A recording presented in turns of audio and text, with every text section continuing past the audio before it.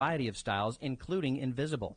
All feature-rich, providing unparalleled hearing quality, wearing comfort, and automation that simplifies your life. Don't be fooled by our imitators. There's only one advanced audiology with the purple sign next to AAA on Valencia Boulevard. This is Linda Storley, chair of the 86th Annual 4th of July Parade. The 4th of July is my favorite holiday, and I'm so excited to share it with you. Hundreds of your neighbors have volunteered their time and money to make sure this parade is the best one ever. Our theme this year is It's a Grand Old Flag, and it's dedicated to the memory of Bobby Trueblood Davis. Please join us in celebrating the largest small-town parade in the country, the 4th of July, starting at 9 a.m. All of the information for this parade is at scvparade.com. See you on the 4th. Hey there, I'm Tori with your hometown station weather. Partly cloudy today, a high of 89. Clear overnight with a low of 63. More sun tomorrow with a high of 91. Don't miss out. Get your tickets to Diamond Rio at the Santa Clarita Performing Arts Center, College of the Canyons, Saturday, June 30th at 7 p.m. with special guest Savannah Burrows. Tickets are on sale now. Visit canyonspac.com. That's canyonspac.com.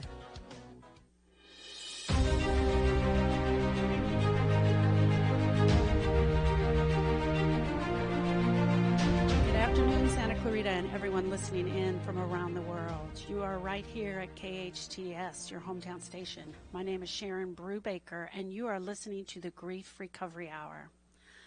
I am an advanced certified grief recovery specialist, and if you are listening to this program, there's a huge probability that your heart may be broken. It could be from a grief, either recent or long ago, or it could be from the breakup of a romantic relationship. It could be from an awareness that your life is just not as happy or fulfilling as you'd like it to be. Regardless of the cause of your broken heart, you know how it feels, and it probably isn't good. I'm not going to tell you how you feel because you already know. But I can tell you that I absolutely know what a broken heart feels like, and it is painful. I'm hoping that over this next hour I can give you some enlightenment on that, or we can just talk about it. So thank you, friend, for joining me today. I have an amazing co-host today. Her name is Sandy Atmore. She's an advanced certified grief recovery specialist. She is my mentor and coach, and I love being on the radio with her. Welcome, Sandy. Thank you so much. It's always awesome to be with you. I love it. Isn't this cool? It's so cool. I said, we're just going to talk today. Which is what we do best. What we do best. And we love this subject. We do. Isn't that funny? We do. Yeah. We love this subject because we love getting the word out and just having people understand what it is. Yes. So, Sandy, give us a little bit of just a brief synopsis on who you are and how you got here. Well, thank you. It's an honor to be here. I always love being with you. So what I do now is, like you mentioned, I'm an advanced certified grief recovery specialist, and I'm also a life coach, and I also do marketing coaching. And, I experienced a lot of childhood loss. My experiences were abuse and neglect, and then I took that into my life and didn't look at it at all. And so perpetuated a lot of self-destruction and ended up on drugs and just a really horrible life, really, and really hopeless, to a point of despair. And there were so many things that I lost as a child. And so I got to a point where even though I was not using drugs, I still wasn't living. And so when I discovered grief recovery, the grief recovery process, the idea that I needed to grieve something, that I had lost something, and my heart was able to respond to grieving those things, I started living again. And when I started living again, I found joy and purpose, and I realized that my past didn't have to be my present. And then I started to live in that and live in that purpose and really to begin to share that with other people. And that's what I do. I share that with other people. That's great. That's great. Thank you for sharing that Absolutely. with me today. What I love about our two stories is that you came to grief recovery because of your past, because of your broken heart and from things that had happened in your past. I came to grief recovery because of a death. Yes. Right? Yes. And so what I want to try to get across today to our friends is that grief is not just about a death. And I think most people are shocked to hear that, or they feel like it tilts their brain a little bit because we always associate grief with death, right? And you and I both know that grief is a normal and natural reaction to a loss of any kind. I came to grief recovery because my nephew died. You came to grief recovery because of your past, but you still experienced that same broken heart. I sure did. Yeah. I sure did. And then finding grief recovery changed both of our lives, right? And one of the things that we learned in grief recovery is that there are 43 known losses that a person can experience over a lifetime. So death and divorce are the most popular that people talk about and they associate grief with. But I wanted to go a little bit deeper, you and I, into the list. We brought together with us the 43 losses, a list of the 43 losses, and how, and also what a child may experience in their loss. But so marital separation. So just separating can cause a grieving experience. Let's talk about that a little bit.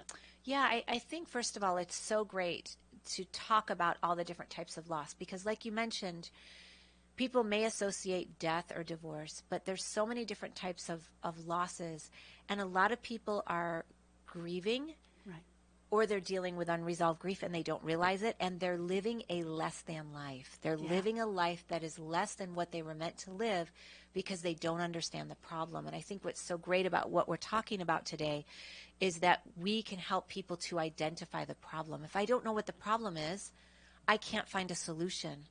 And so many times the problem is grief, and we're thinking it's all these other things, and nothing's working. Right. So I just want to commend you, first of all, for bringing this up because there is not near enough education on the subject. Right. Yeah. And then going to what you were saying about marital separation, just the idea that I am in a marriage and I'm connected and I'm attached to this individual, even if we're fighting, I'm still attached. I still have a routine that happens every day. I have a familiar pattern that happens every day. When our lives are then separated, where we're living in two separate places, already I'm experiencing grief because I am responding to the fact that my life has changed and that this person who I've been in an attached relationship with, even if it's volatile, even if I'm mad at them, I am now living separately from them. And my routine is different. The things that we did together that I didn't even think about because I was so upset about the marriage, all of a sudden those things are present. How do I explain this to coworkers? How do I explain this to friends? How do I feel when I'm at the movies by myself or when I'm at the movies with another married couple? How am I feeling at that moment?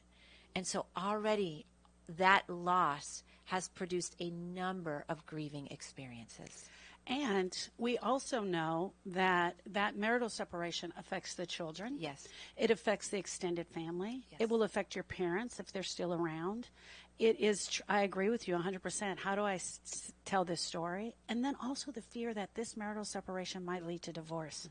So it's some layers. And you and I both know that a griever could literally start working on their grief work at this moment. Number one, you can start working on your grief work and your broken heart from a tumultuous relationship, a marriage, or a relationship. Then let's say you go to the separation. That's a new layer that you can grieve. And, unfortunately, if it does end in divorce, that's another layer. So it's sort of like peeling back an onion, right? Where we got to get through these multiple layers.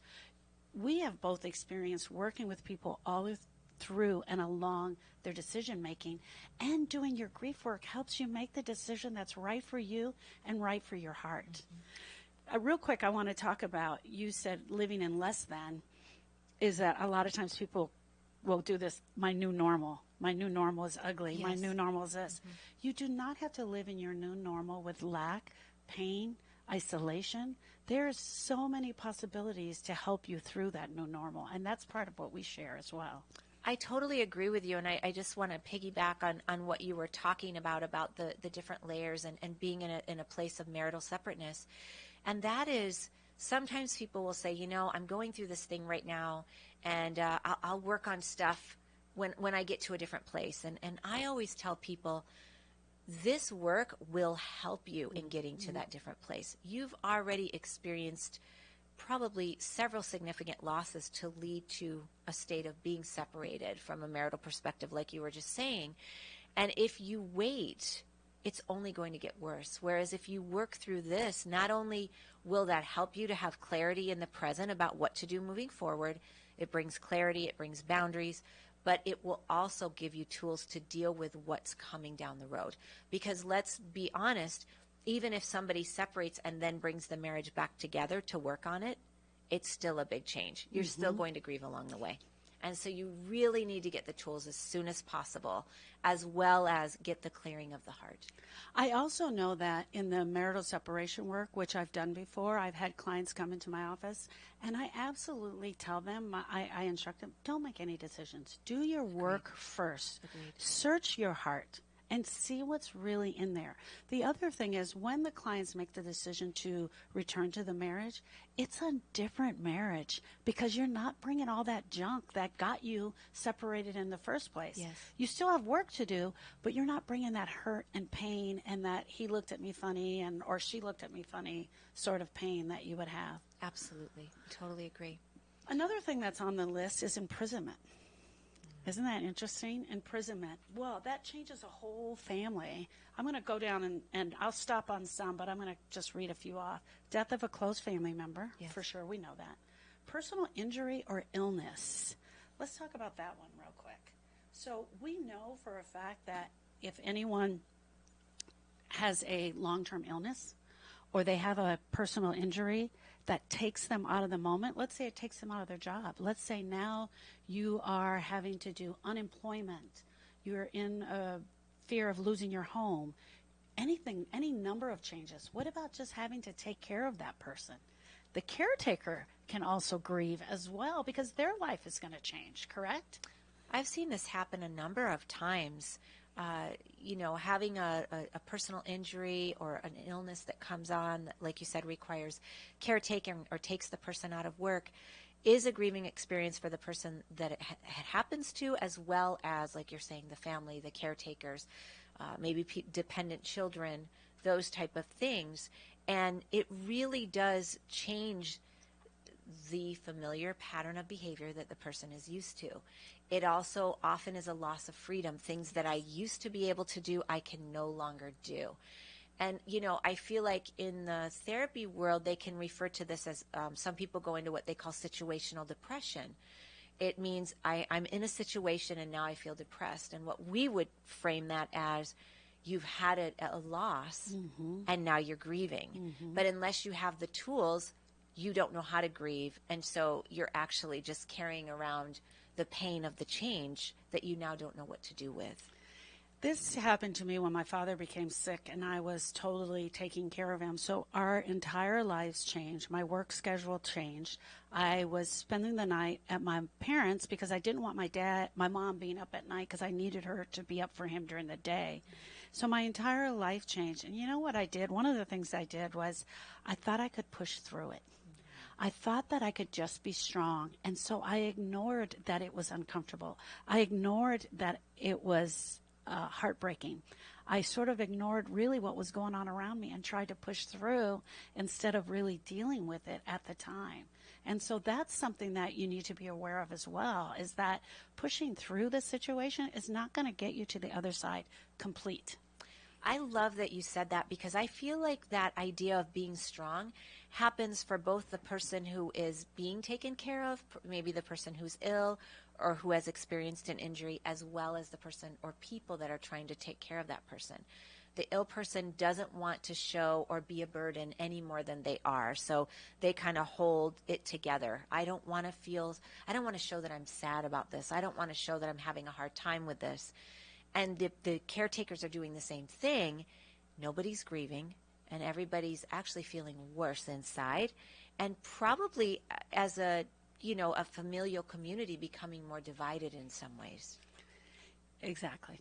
Yeah. Exactly. And the other thing is that I want to be really clear on, this doesn't have to be an illness where it ends in a death. Absolutely. It could be something simple. You could literally be out on the street and fall, break your ankle, right? Now you're in a cast. You've got I see a lot of them with that motorized scooter, right? Yes. Which now you can't get around your house. You're not working. You're not doing your daily chores. You begin to hate the cast. You hate the motorized scooter. And, I'm laughing because it's I'm showing this picture, which is kind of funny, but the thing is that it can truly be a grieving experience in our heart, having to ask everyone for rides, ask someone to help you shower, ask someone to help you prepare the food. Your normal daily chores are now, you're depending on someone else to help you with those. I so agree, and it an experience comes to mind, and he doesn't ever mind when I share about him, but there was a time when my husband had foot surgery, and my husband is very active. He works out. He's just a very active person. He's a teacher, and this foot surgery ended up a lot worse than what he had anticipated, and the healing time was longer than what he anticipated. And I remember going on vacation, driving. He couldn't drive, which was really hard for him. Being there, and I'm, running around with the dogs outside, going to the pond, going on these long walks, and he's stuck on the couch with his leg elevated, watching movies. And after a time, he just looked at me and he said, I'm just really having a hard time with this, because this was such a significant change for him. Yeah, and that's where the situational depression can come in. Absolutely. You're looking at the beach and everybody's out having fun, and you're sitting there with a absolutely 100% a grieving experience. And the other thing that is so important that I think grievers need to understand is that the grief takes place in our heart. Yes. It doesn't take place in our head. And in our head, we try to fix these things. We try to make them right. We try to say, well, it's just this moment, or she's okay with the dogs, or it's okay that I can't go to the beach. We try to justify and ignore what is really going on in our hearts, right? So we don't true. really go there. So true. And it's really better to have honest communication about our feelings than to try to pretend like things are okay or talk ourselves into, right, I'm feeling okay. Something else that's on the list, I'm going to go down the list: marriage, dismissal from work, reconciliation of your marriage, retirement. Retirement can absolutely be a grieving experience. I've worked with clients that have retired, and it absolutely is. Different things come up. Kids expect you now to become the babysitter. You're out of your routine of getting up every day, showering, going to work at a certain time. Maybe you did have a plan about what you were going to do, and that plan has fallen through. Maybe your health has affected you, and you're not able to do that plan. Or your money didn't last as long as you thought it was going to last, right? Or it's not just as fun as you thought it was going to be. Yes. What about that? Loneliness. Oh, 100%. I find a lot of times with retirement, people kind of have this expectation of what retirement will look like. And then there's times they get there and it doesn't meet their expectation. Like you said, I'm not having the fun I thought I would have. I thought I would like getting up and not having anything to do, but you know what? After about a week of that, I'm craving the structure. I'm feeling a bit of a loss of purpose. There's so many elements to retirement that for many people are really challenging. And it's like finding your correct place now as the retired person. Yeah. It's kind of interesting how it can happen. And it can totally be a grieving experience that you can grieve and get on with your life with joy, happiness, and moving on. And it also helps you get the clarity again, like we talked about. Totally agree. Change in health of a family member, pregnancy, sexual difficulties, gain of a new family member, so adopting. Oh, my goodness. Having a baby, right? Adding a baby to the family. Having a family member move in, grandma, grandpa, becoming foster parents. All of those things change the dynamic of the household, and it can affect everyone involved, right? So now I don't have my room anymore. I have to share my room. I don't get the shower like I wanted to. Dinner times are different. Everything can be changed. It can cause a grieving experience. That is such a profound experience for many people. I worked with an agency for some time that was a foster to adopt agency. And so I worked with the families. I worked with the parents as well as the staff with that. And there were so many elements to the grieving, to the process for them that caused grief. For example, when you're trying to adopt a child, and then there's the court, and then inevitably a long-lost family member would come out of the woodwork and say, I want the child. And then all of a sudden this person has had this child for 8 months, and then they're getting the phone call to say, on Monday we're going to come pick up the child.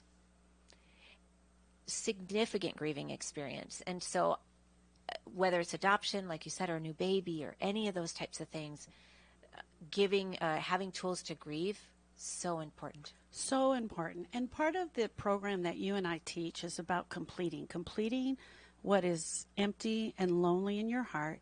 And that's why this process can be used with so many different grieving processes. And that's why we're kind of going over it, which is really kind of cool. Absolutely. So business readjustment, so moving your business or changing your business, that sort of thing.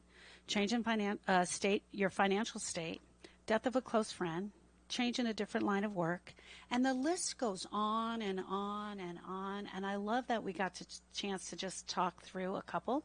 Yeah, me too. We're going to take a quick break here. When we come back, we're going to be discussing how to help the griever. I want you guys to know that this list is 43 losses long, and we will make it available to you in our Facebook Live. Thank you, and we'll see you right back here after the break.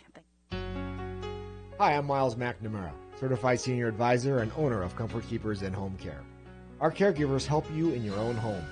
A Comfort Keeper can provide companionship, meal preparation, medication monitoring, assistance with personal care, transportation to doctor appointments, all enhancing your independence and safety in the comfort and privacy of your own home.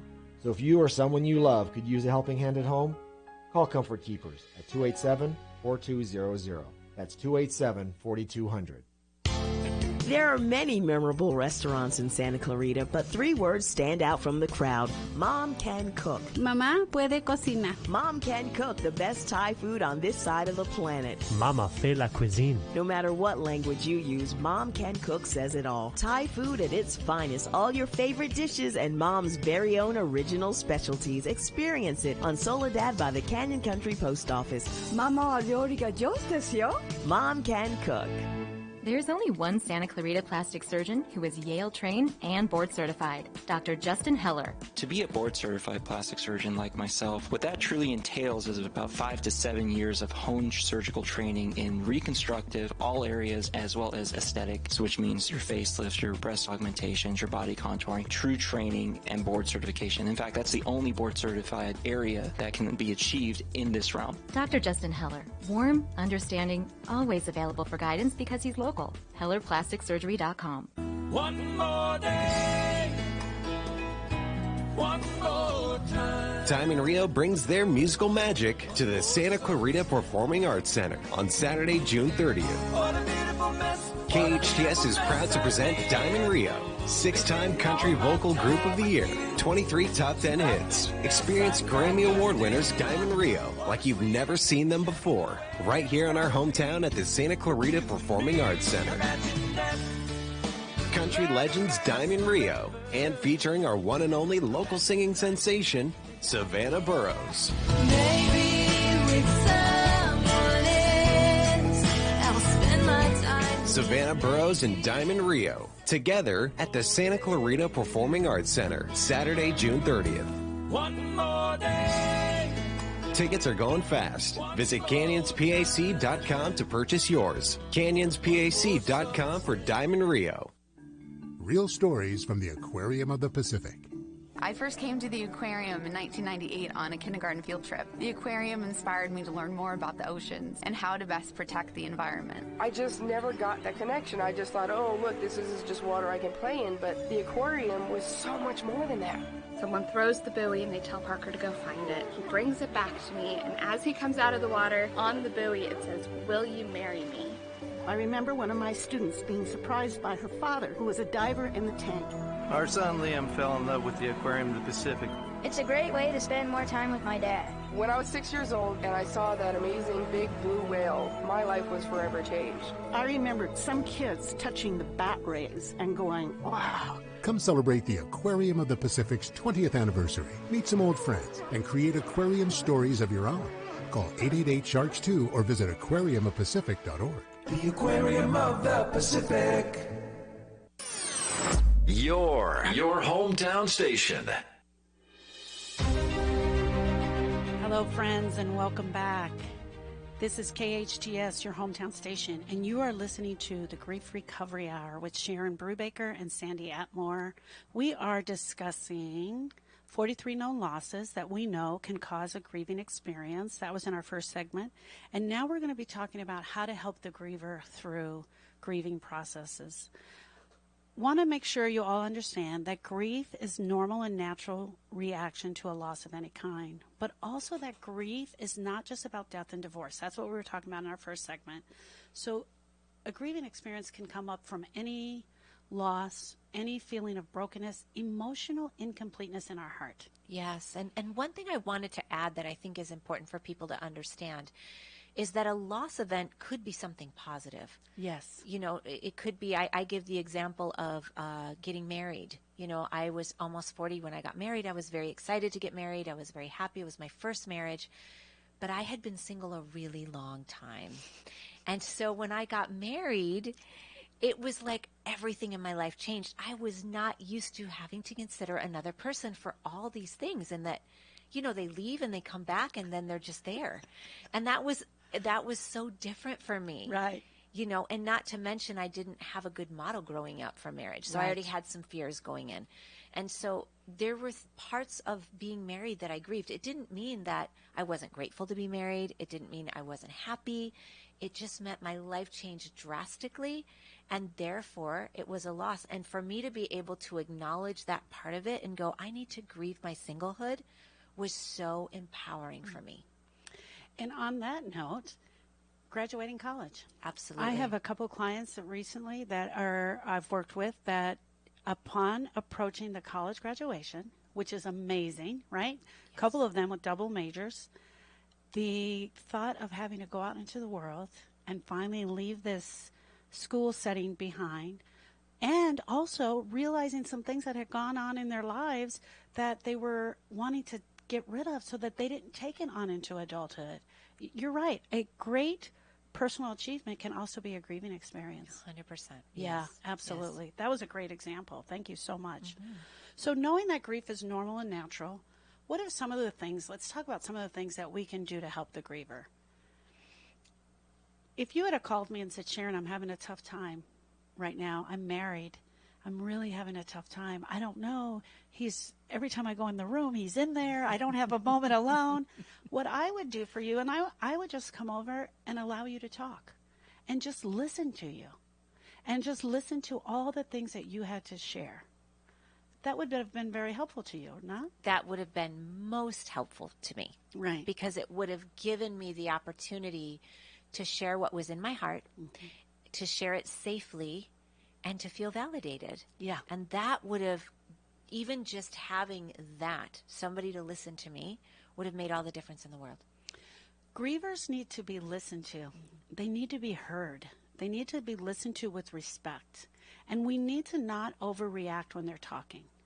We need to not run for the Kleenex box too fast. We need to not rub them, pat them. That breaks that emotion that's happening. Guys, Sandy and I are here to tell you that tears just are. Yeah. And they're okay. Yeah. They were given to us to help relieve the pressure. If you are around a griever and they are absolutely crying and breaking down, allow them to have that moment. It is the most respectful thing that you can do for them. Just hold their space, sit next to them, and be with them. You know, I think that this is something that's so important for people to understand, because it also takes the pressure off. A lot of times I think when we're with somebody who's having a huge grieving experience, or a grieving experience at all, and they're breaking down or they're having a really hard time, our natural inclination is to fix it and to help them to not feel badly anymore. And so there's all this pressure of, what do I say? How do I make it better? I really believe that the best thing for that person in some ways can be the easiest thing to give, is to understand, I don't need to fix anything. I just need to hear what they're saying. I don't even need to agree with everything that they're saying. I just need to be with them and allow them to talk and hear what they're saying. And that's actually the most helpful thing I can do. That's a pretty easy job if you think about it. Sometimes there are no words. Yes. There are no words. And I will even post that on Facebook. My heart is breaking for you. There are no words. Letting them know that I'm right here with you. I feel you. I feel your pain, but I can't say one thing that's going to make you fix you, that's going to make you feel better. When Austin died, there was nothing that anyone could have said. And yet they came with all of this advice, right? They came with all of these things and they said things that just were not helpful. Don't feel bad. Don't feel bad. How do you tell someone after a death not to feel bad for the loss of their loved one? That's such a great point. You know, I also know this person who had a very significant loss. It was a loss of a spouse. And the other thing that people would say to her would be, I know exactly how you feel. I lost my grandmother 5 years ago. Now, grandma is a significant loss too, but those words were anything but helpful to this person. When you tell someone you know how they feel, it is one of the most disrespectful things that you can say. Yes. And I don't think people don't understand that. You negate their loss and their grief. You literally are taking it from them. Please, please, friends, don't ever tell someone you know how they feel. Word it this way. I know what a broken heart feels like. I know when my broken heart occurred. I can't imagine what this is like for you. Something else that I was told a lot was, you know, you need to grieve alone. Don't let the kids see you grieving. Don't let them see you cry. You got to protect your kids. And it was part of what I did naturally anyway. And that is some advice that goes straight to our head. It is not about our heart either. It's so true. And really what you're saying to that person is pull it together, hold it in, don't say anything, don't express grief. And then what happens is that you don't give your children the opportunity to grieve either, and they don't get the model of what it looks like to grieve, and so then they end up bottling it up as well. One of the things that I just heard someone tell a griever, I was at her house moments after she found out that her husband had passed away, and she was told, just give it time. Yeah. Just give it time. You will feel better in time. And I wanted to say, how much time? 2 months? 2 years? 5 years? How much time? Do you know, Sandy? I sure don't. I sure don't. And I have actually found with people that idea of just giving it time, it can be 10 years later. Yeah. And you can bring up the person that they lost, and all of a sudden they're right back there, just like they were 10 years ago, feeling all that pain. Exactly. That just happened to me yesterday. I was at a speaking engagement, and someone came up to me and said, you never get over the loss. And she started to cry. And I looked at her and I said, but sweetie, you'll never forget them and you will miss them. But the pain that's in your heart right now, you can definitely get over the pain. Yes. The pain can go away. That pain associated with that loss can absolutely be taken care of. And we know within time, it's the action steps that we do that go towards the recovery, right? Going towards the light. And you also need a guide to help you through that. You sure do, because really, and it's important for people to understand that when we're talking about grief, the reason this is so important and what Sharon is doing is so important with this, even with the show, is that most of us don't understand grief. We don't understand loss. We don't understand grief. Most of us don't learn how to grieve. And so we're walking around, we're carrying often a lot of unresolved grief, and then we go through another significant loss, and it's kind of the thing that wants to take us out. It won't dissipate. It won't get better with time. And so when we don't learn how to grieve, we've got to then learn how to do it. We've got to learn the tools. Otherwise, our lives become, like we talked about, less and less vibrant. And they should become more and more vibrant, but they become less and less vibrant. Yeah. Yeah, my heart breaks just thinking about it. So some of the things we can do for the griever is not try to fix it. Sit next to them. Pay attention to every word they're saying.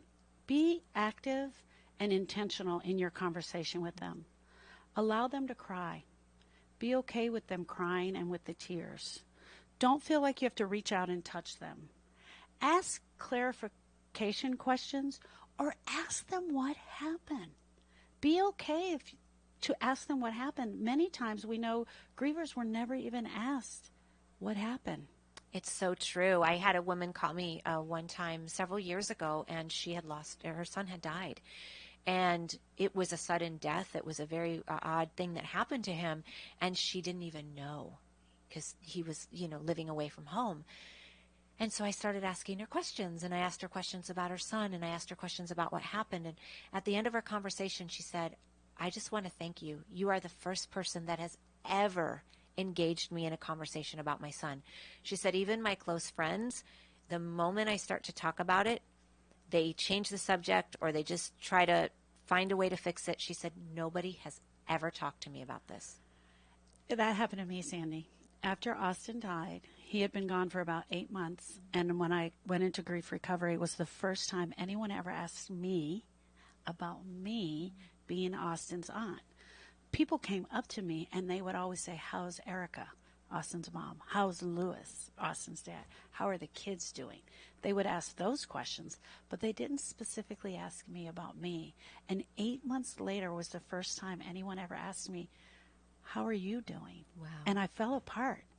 Most times people don't want to ask. We supporting staff to the griever, we don't want to ask because we feel like we're going to upset them or get them crying. And we feel uncomfortable with those tears, so we don't want to go there.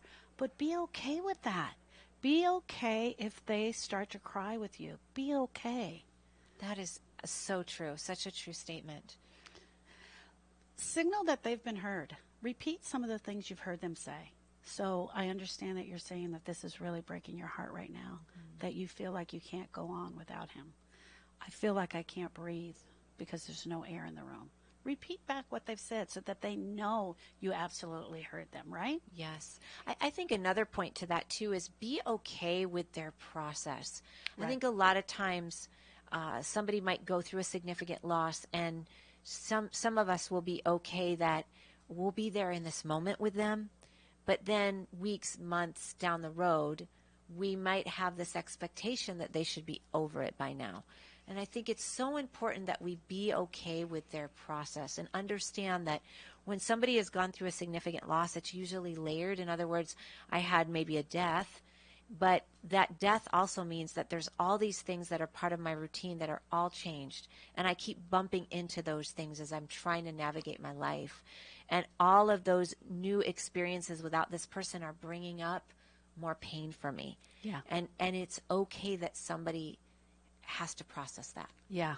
And things continue to happen over time. And it's so strange to me that society has put in their mind how long you are allowed to grieve and how long they're going to take for that process. My second nephew, Donovan, died in 2015. July 2nd. So we're coming up on the 3rd year of his anniversary. Last week I had a conversation with an old family friend who didn't know Donovan had died. And so that whole thing, that was a whole bringing it up again, having to talk about it, which I love my nephews. I talk about them all the time.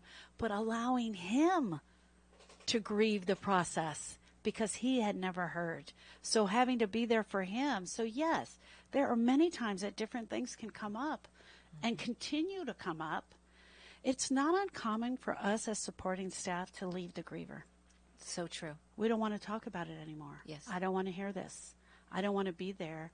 You need to come on, move on. And I see it posted on social media a lot. Oh, I have to tell you, there was a friend of mine, and she lost her son. Her son died, and he was in his 20s. And she went on social media, and so she was kind of sharing her journey along the way. And a pastor actually posted on her post, there's a time for joy and a time for mourning, and the time for mourning is over. That was the comment that he put on her social media. And you look at that and you think, oh my goodness, first of all, why is it up to him to determine when her time for mourning is over? Mm-hmm. And what an invalidating thing to say. And what a horrible expectation to put on a mother who was really just trying to process her journey, as she did through blogging and that kind of thing. Wow. Mm-hmm. That hurt. One of the things I want to say about social media, and I'm trying to get this word out, and I want you guys to understand this, my friends, from my experience. Please, please, please do not post devastating news on social media until the family has posted. Number one, they may not choose to post on social media at all. they own that loss and they have control of it, and they can do with it as they feel. Donovan died, and exactly 40 to 45 minutes later, the first post came up. We hadn't even told all of our family members, and it was already up on Facebook. Wow. And so we had to call family members or friends who had posted and said, please take this down. If you are going to post a tribute to a loved one or a friend that has passed on, please wait until the family posts. And sometimes they may not post for 2 or 3 days. And be okay with that. This is what we should do respectfully for our friends and family. Yeah, I so agree with that. That's so important. And I think one of the things that both Sharon and I are communicating is just really walking in dignity and respect for the griever. That's of utmost importance, because when somebody is grieving, their bandwidth, their inner bandwidth, their ability to deal with even the normal circumstances of life becomes diminished. And so we want to give them the utmost dignity, the utmost respect, because that's a way of supporting them. Absolutely, absolutely. Guys, today on my Facebook, I was teasing you, on my website, I'm offering you as a free gift today the Grief Recovery Method Questionnaire. And it is an amazing tool for you to use to see in your heart, search your heart, ask some questions that may lead you and guide you into some specific areas of the grieving process. Really lay it out for you. It has some specific questions, 19 questions. If you're not sure if you're grieving, if your life is just not as happy or fulfilling as you'd like it to be, are you really feeling like something is missing? This questionnaire will definitely help you with kind of lining it up and guiding it and make you think about things that you and I didn't even get a chance to talk about today, right? Absolutely. And I would just add one other quick thing to that is, if you can relate to anything on this list, if you feel depressed, if you're experiencing a lack of energy, if you feel like I'm out of the moment, I'm here but I'm not here, if you have overreactions, I thought I should give it a level 2 and I gave it a level 8, or I'm just prickly or snappy, maybe I'm isolating, maybe I feel stuck, maybe I have a hard time trusting. If you can relate to any of those signs that I've given you, those are all signs of grieving or unresolved grief.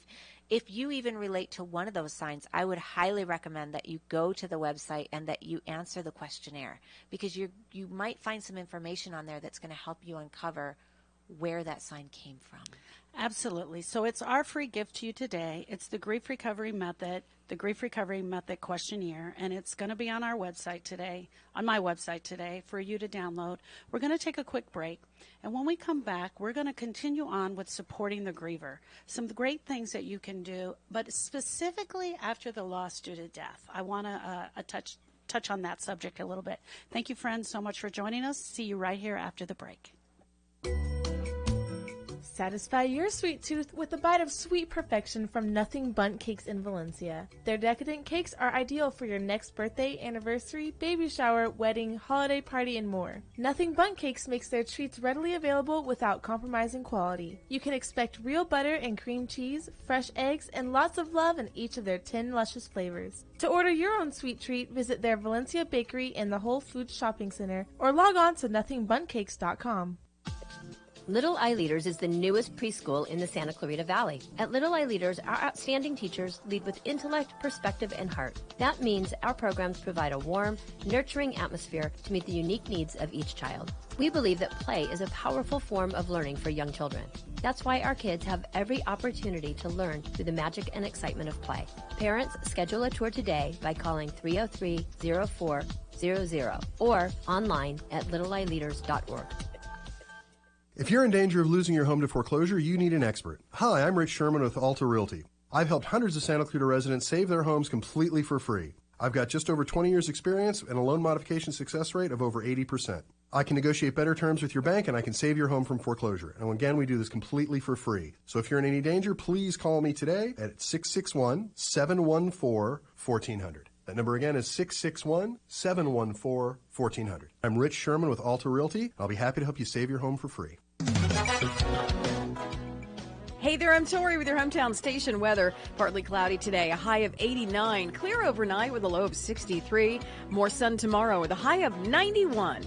Don't miss out. Get your tickets to Diamond Rio at the Santa Clarita Performing Arts Center, College of the Canyons, Saturday, June 30th at 7 p.m. with special guest Savannah Burrows. Tickets are on sale now. Visit canyonspac.com. That's canyonspac.com.